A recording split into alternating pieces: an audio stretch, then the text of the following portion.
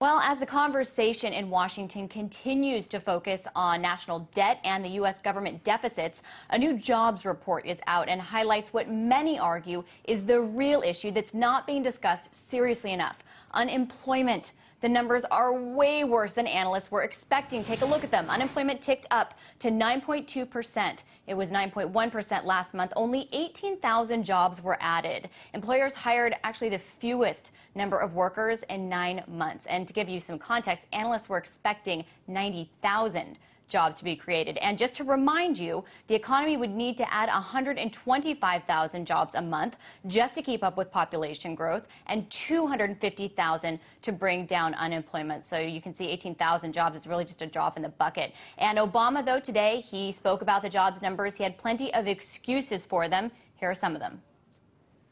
We've always known that we'd have ups and downs on our way back from this recession.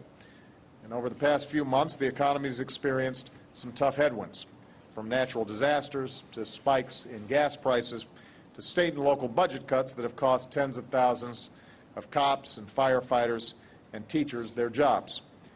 The problems in Greece and in Europe, along with uncertainty over whether the debt limit here in the United States will be raised, have also made businesses hesitant to invest more aggressively. Plenty of excuses, but other analysts say job growth came to a halt the second month in a row, which suggests a sharp slowdown isn't merely a blip, but that the U.S. is getting closer to recession, and that the broad weakness all over sectors means excuses like natural disasters pretty much mean squat. And take a look at this chart. This shows the average duration of unemployment, showing how this touted recovery compares to past ones. Take a look at that. It is much worse. Now, some analysts say this points to a structural unemployment problem with a big chunk of the population that is permanently out of the workforce. And joining me now for more from our New York studio is Les Leopold.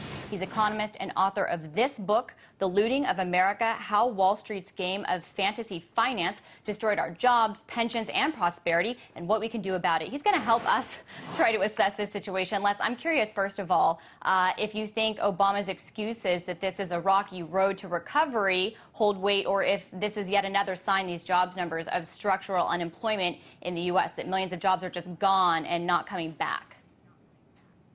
Actually, both explanations, I think, aren't accurate. It's not a structural, Obama's excuses don't mean anything, and it's not a structural problem.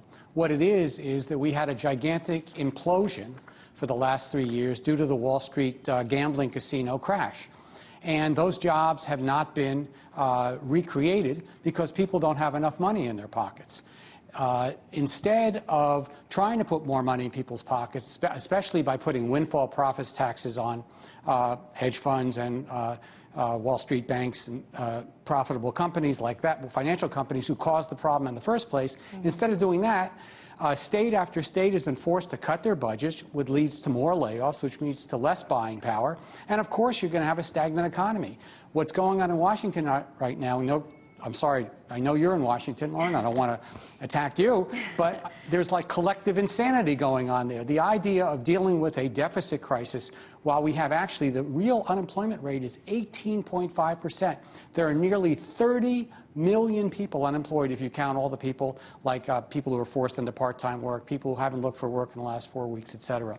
We need 21 million new jobs. There's nobody, to get back to full employment, there's nobody in their right mind that thinks this is just a little problem that we're going to eke on through because there's bumps in the roads. The more we cut state deficits, the more problems we're going to have. Okay, I want to get to that issue of deficits, but first I want to get to something you said. You mentioned Wall Street. You mentioned that Wall Street got us into this crisis, and one of the reasons that some people point to that it's been a problem is deregulation over the last 30 years, government deregulation. Some have said that this let Wall Street go willy-nilly about whatever it wanted, unchecked. It's something that people have accused played a role in, for example, the oil spill in the Gulf, that deregulation allowed for that kind of a disaster to happen. Do you believe that deregulation has been part of the problem over the last 30 years? I don't think it's a question of belief. I think it's an established fact. Two things contributed directly to the housing crisis. One was dramatic cuts in income taxes for the super rich. So they had an enormous amount of capital that they wanted to find investments for. And the second was the deregulation of the entire economy, but especially Wall Street, because that allowed Wall Street to create fancy new bets to suck up all this money that it was floating around in the hands of a few. That's a lethal combination. That was the combination in the late 1920s that led to that crash. And when we did it again, it led to this crash. When we sat on finance, I mean really regulated them from the mid-1940s all the way to 1975 or so, and when we really had high taxes on the super rich, there were no financial crises. None globally, or virtually none. I think there was one in Brazil in 1964. We've had 188 since we've deregulated. I don't think there's much to argue about here. The question is, what do we do about it? Okay, then my question is speaking broadly about deregulation. If it's been such an issue, why is it that when you look at the 3 decades of deregulation, the economy is still more regulated in some ways than it was in the 1950s during a period of post-World War II boom and expansion? For example, in the 50s, fewer than 5% of American workers needed licenses. And today that figure is almost 30%. And when you compare this to other countries, other developed countries, regulation is higher. More jobs need licenses. An example would be Britain. 13% of their workers need licenses. I wouldn't call licenses regulation. Let's talk about regulations on business practices and profits. All during the 50s and 60s, we had strict regulations on airlines, telecommunications, trucking, and a whole host of industries where we basically said, look, you can make profits, but you can't make too much profit. We had strict regulations on monopolies. We enforced antitrust legislation. But most importantly, we sat on Wall Street. It was a boring place to work. It was not a place where you could go and set up a casino.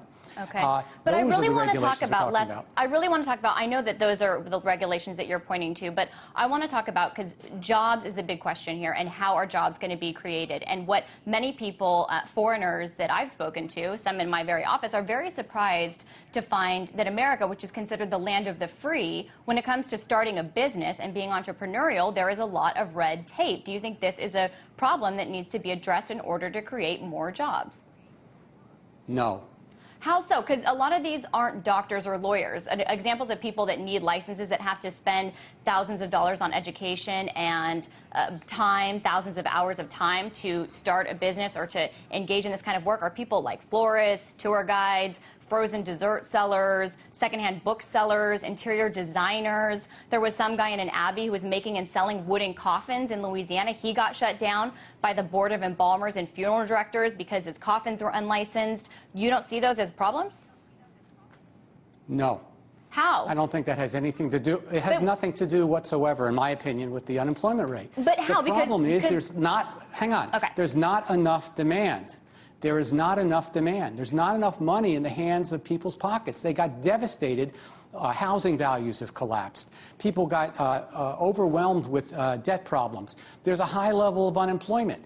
That, when you reach that demand and you can't cut interest rates anymore, it's called the liquidity trap. That's what we had during the Great Depression.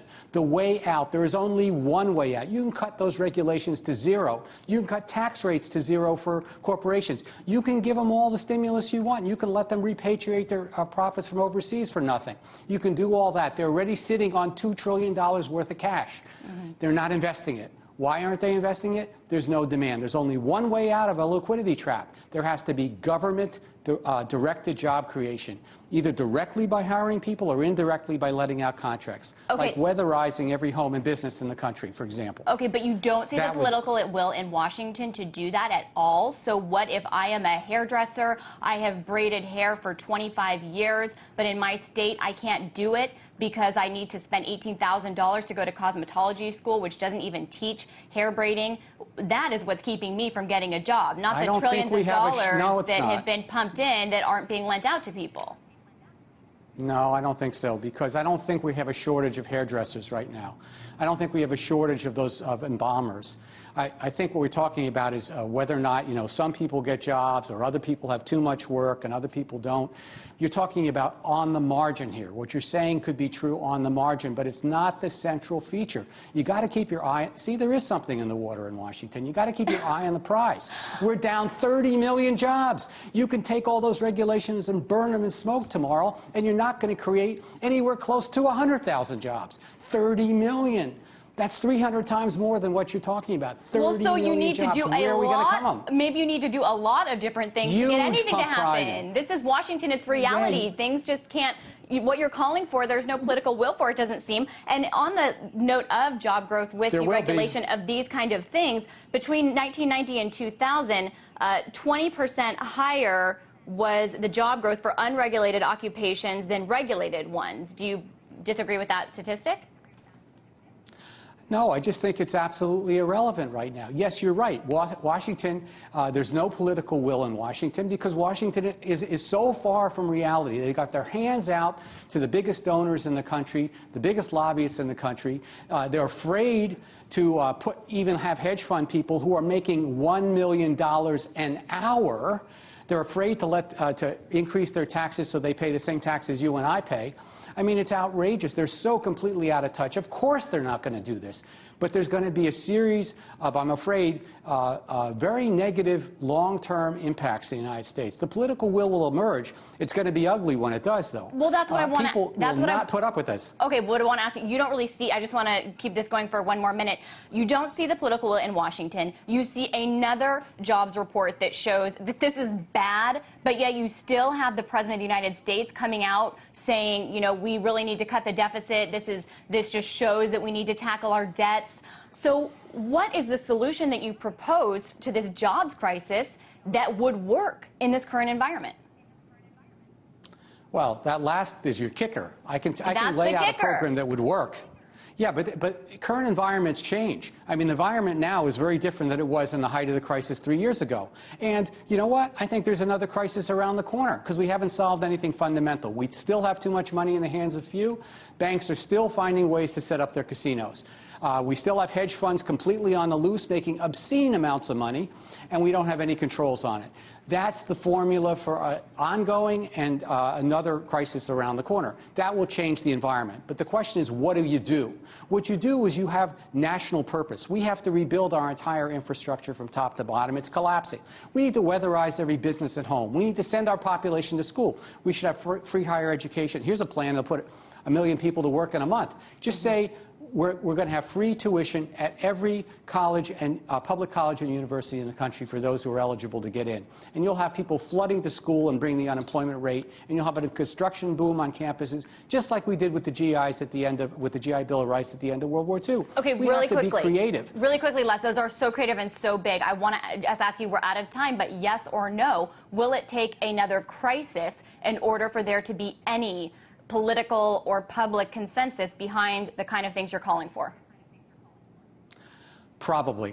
All right. I think the consensus is there. The politicians aren't, though. All right. We're going to have to leave it at that. I certainly appreciate